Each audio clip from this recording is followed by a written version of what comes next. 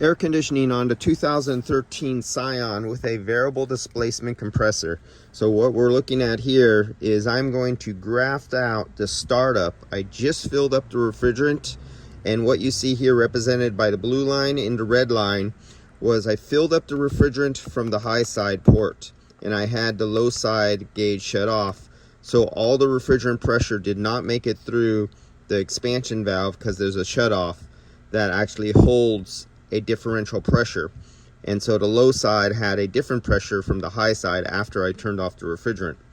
At this point right here where you see them both converge on the same line was when I opened up the low side line to the high side, and I let it through the manifold gauge of the refrigerant manifold on the gauges, equalize the pressure so the high side and low side would be exactly the same. Then I reclosed the low side or the high side so they would be separated, so when I started off I don't have high pressure refrigerant pumping into the low side. And then immediately, because of differences in temperature from the high side to low side, they started, as you can see right here, the high side is going up just a little bit from where it was right there at 64 psi, 65 psi, 65.8 psi, 66 psi. And nothing is on, nothing has been turned on. That is just the temperature raising of the refrigerant causing that difference. So let's turn on the vehicle. I have it on face position right now. I have it on recycle. I'm going to try to get it as cold as possible, fast as possible, except for I'm putting it under a load. If I want it as cold as possible, I'd go under number 1, but I want to make that compressor stroke more. And so it's a variable displacement compressor, so it'll send a signal to knock the displacement up. I think I have it in recycle mode.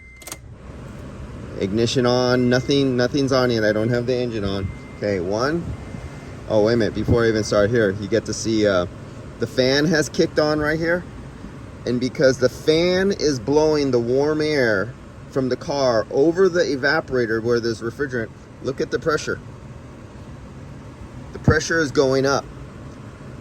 The engine is off. This is not a hybrid vehicle with an electric compressor on. This is merely the fact that there is air blowing over the evaporator, raising the temperature of the refrigerant in the evaporator, and there you go, you get to see it go up. All that is air blowing over the evaporator.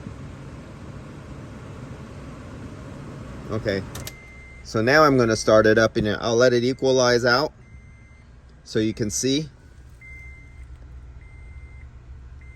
My thing wants to, there we go.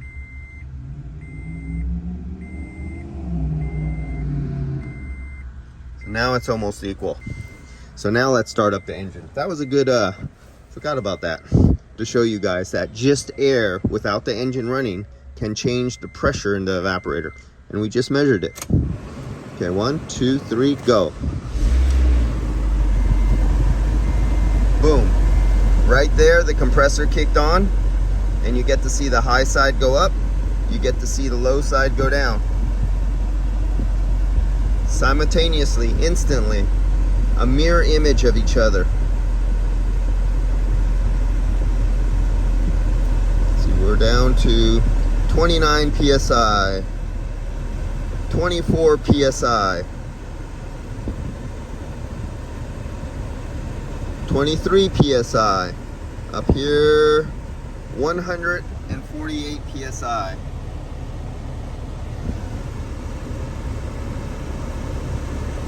So right now you get to see what is happening with the pressures on the startup of the system. This is the compressor. This is not temperatures.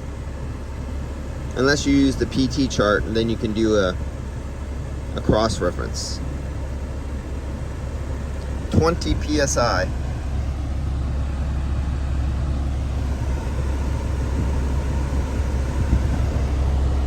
180 psi.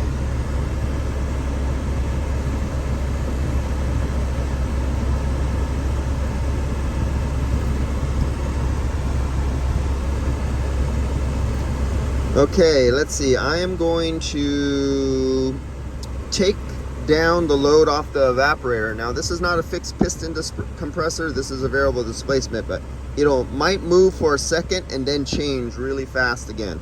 So I'm going to take the fan speed from 4 to 1. There we go, we're now on fan speed number 1. Let's see how fast this can react.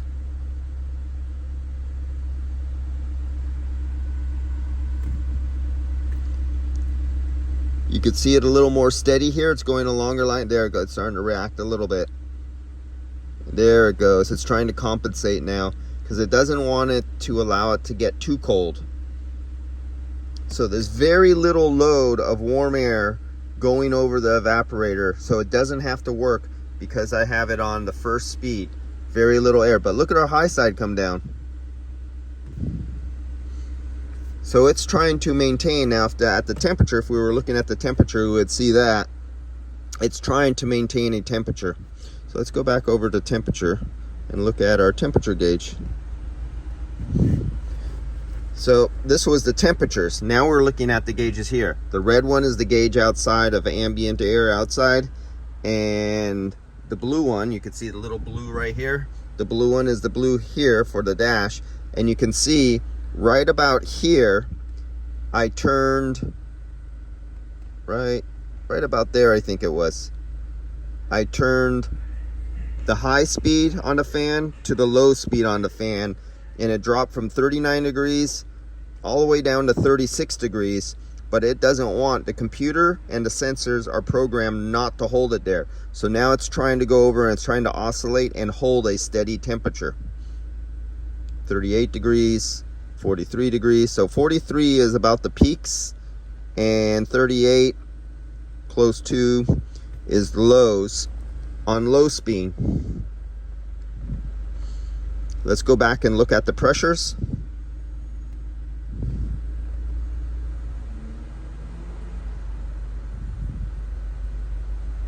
Our superheat, -3, -2. It is so cold and it's trying to close it. You see that it went -1, 2, 3.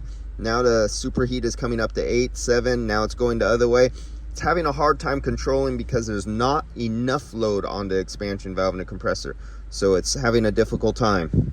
As you can see, it's trying to go on and off, controlling the speed to keep it equal with very little load over the evaporator.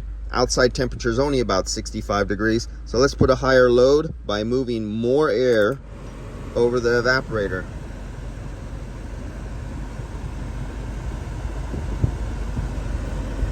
Now these are pressures. Remember, we're not looking at temperatures. We're putting a load. We are adding heat to the refrigerant in the evaporator, and that heat is going out to the compressor, and the compressor needs to get rid of that heat, so it's compressing it, and you're watching the high side go up now.